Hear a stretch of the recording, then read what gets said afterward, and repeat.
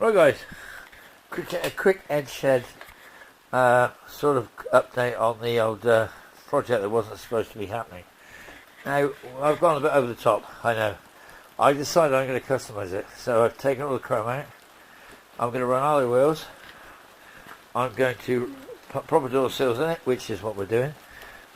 We've also done a side light delete. We're also going with the Mark 1 grille.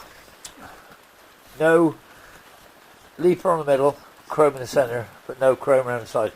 Chrome frame still, and louvered bonnet. Odd louvers, long one for the exhaust, short one for the carburetors. Clean the manifold. Won't interfere with the air cleaners and won't drop water on the distributor. Now obviously, in the great scheme of things, we are actually sort of doing pretty well. I mean, this is the sort of like the quality of the work that's been done here. I mean, look at this. Look at that door. I don't know. Do you think that looks pretty straight, guys? Because of how bad that door was, I think that door's absolutely bloody brilliant. And that's just one. And we've got another 7. But don't worry, because the next 7, as you saw by the earlier shots, will be going into our paint shop and they will be painted. And this one is going to be fitted on tomorrow, along with the front one. And I know everyone's going to be going, well, why? And I'll tell you bloody why. It's because I've run into a problem with the door seal. Now, I'm going to sit down and try explain it. Rightio, guys. Here we go for the car enthusiast amongst you, right? There's a standard P seal rubber, right? I can push that on there, not an issue, right? But when I come down here, I can't follow that seam. I've got to go in, which means I'm running on the inside of the door frame. I won't be running on the chrome.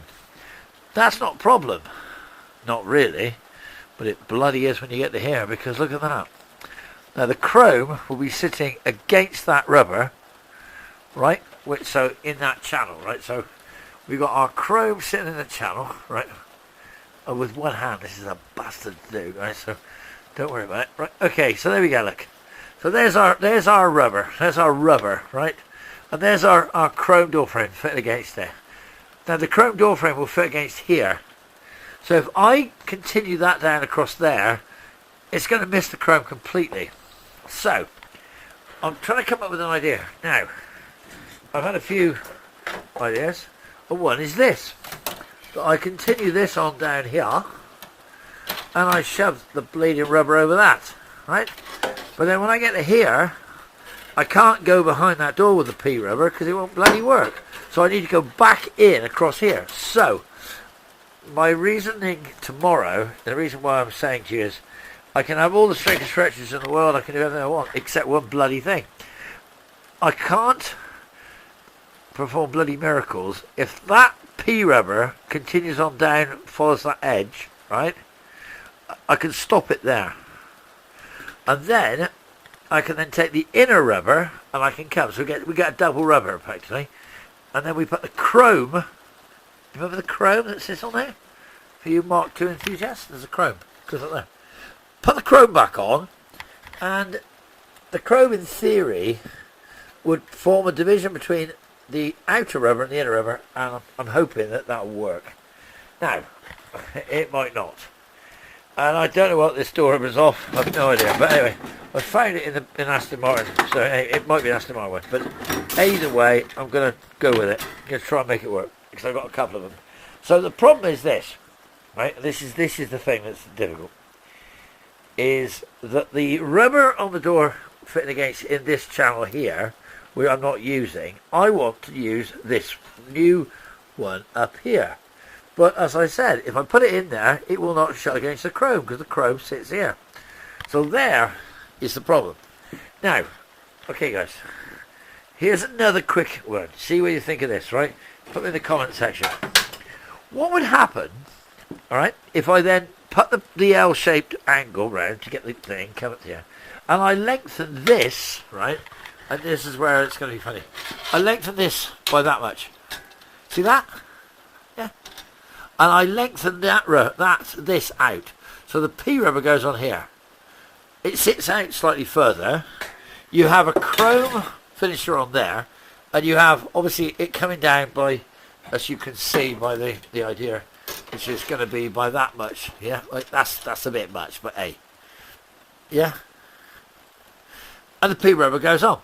Then I can actually screw the bloody wood on, which I'm not going to use, but I'm sorry, I just maybe anyway.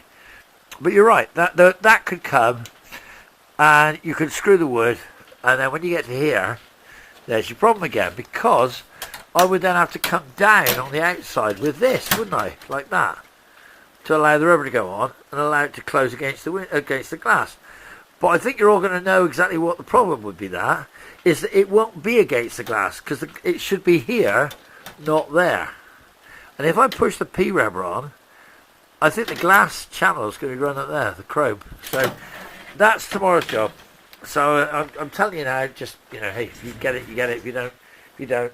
But just remember, when someone says, oh, I'm going to modify, it sounds bloody brilliant. And I did tell you guys that in the comment section, when I say I'm going to do something, please tell me no, because I actually now realise that what seemed to be like a really simple idea, just don't worry about it, just put that round, put a rubber on it, yes, great, yeah. And you don't have to worry about all that stupid Furflex and all those stupid bits of plastic, bit of rubber like nailed in here and screwed on, like nailing screws everywhere, and putting bloody staples into it to hold it into these stupid bits of, like you can see, that's the only bit left, that bit over there, like see it? Can you see that on the left hand side of that bloody B post? All the rest of it's gone. So yeah, I'd have to redo all that, and then I can staple to that some sort of leather cloth. It's all screwed on with screws, and you go, yeah, great idea. But to be honest, look, I'm moving this car into the new century, aren't I? I'm going to bring this car up to the latest spec, which means I'm dechroming, I'm door rubber propylene, and do you know what else it's going to get? It's going to get a surprise.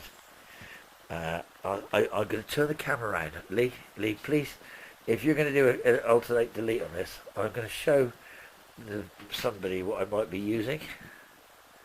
Now, I'm going to go up here. Go. Look, guys, see what's hanging up there? Time's precious.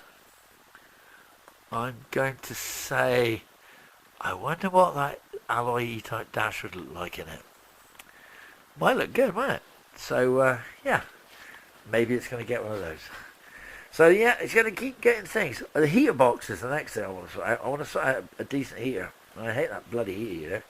But it's bloody hopeless. Even on the other one, I've got a bigger fan, and it cools the engine pretty good. But the problem is the heater box is bloody hopeless. So I've got some of those horrible, like Chinese electric heaters, but they're not designed to heat a car. They're designed for I think demisting or whatever, maybe. So I might make one of those work for demister, but I do need another radiator so I can lose some heat from the engine, because obviously these things build up a lot of heat. Sorry about that, it's all going everywhere. You're going to feel seasick. So yeah, so from that point of view, the only thing I'm thinking is that I need a normal water radiator to lose the heat from the motor.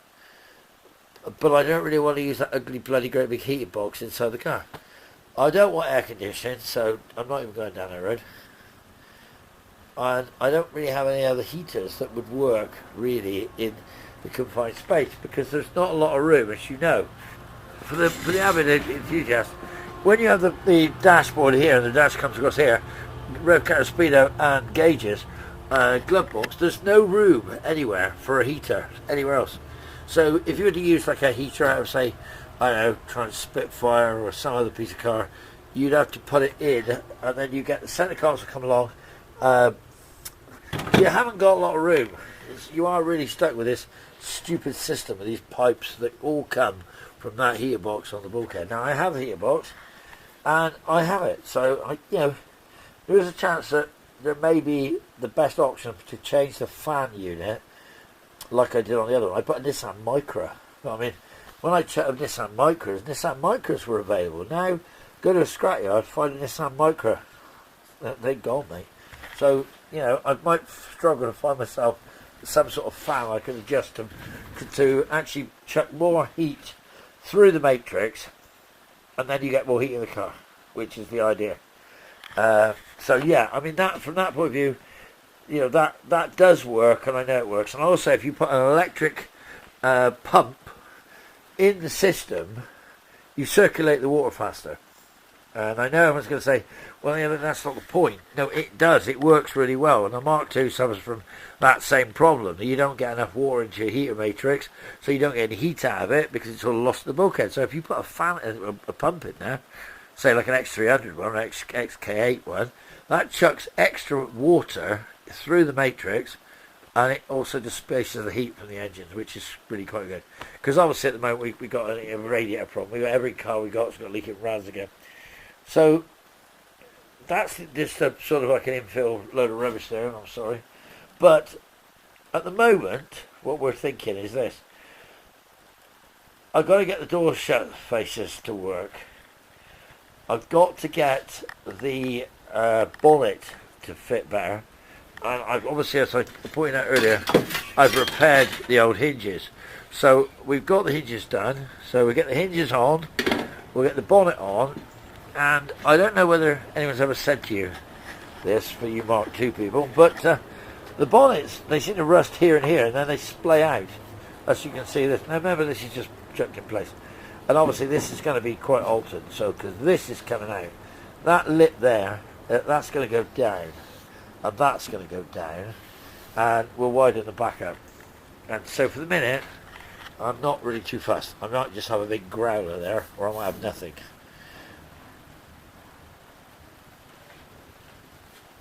Bloody hell was that? But for the minute, we've got rid of quite a lot of the things, and I think she's looking very good. I mean, I know people can say delete these things, but you know, I know they are pretty hideous. But I actually think I've got some new ones, so I may well keep them. I might just keep the things. I like them, to be honest. When you get to my age, you can't see behind you. I like the wheels. I like the car. And as I said before, just keep following, keep liking, follow us about. Please subscribe if you enjoy it, and keep watching. I know everyone says yes, you know, yeah, I work really late, I drink a lot, but the biggest thing is we get things done. We don't mess about. I want it done. I want it done because I haven't got 20 years to do these things. And I don't want to be doing this at all. I'm doing it because I have no choice. So I want this done. I want it running, I want engine box, I want it done, and I want it out, and I want to get something else in that I actually want to do. And I know you're going to say, well, why did you waste your time doing all the modifications on it? Because I wanted to do the modifications, and I enjoyed doing them. I'd rather do them to something I wish you better, but anyway, look, we won't go down. So yeah, so guys, oh yeah, chrome delete from here as well. We're going to paint the rail. We're only going to have that chrome there, and the chrome's here. I think, I don't know. We'll see. We'll see what it looks like when I get the door frames on. So for now, guys, I want to show you just how good Luke is at bodywork. Look at that door. Yeah, that's stunning. By hand. No DA. Now, I keep telling him that bad chances you can do it with a DA. But he won't have it. He wants to do it all by hand. And he enjoys doing it, so I'm willing to let him do it. Because one day, you know, some of the skills that we're doing here are going to die with us. Sad, but true. So, like I say, guys, hope you enjoy it. Hope you're enjoying watching sort of turd soap purse size here. Just coming together. It'll be alright. If it isn't, it won't matter anyway because it'll still be done. So, who cares? Talk to you soon. Bye for now.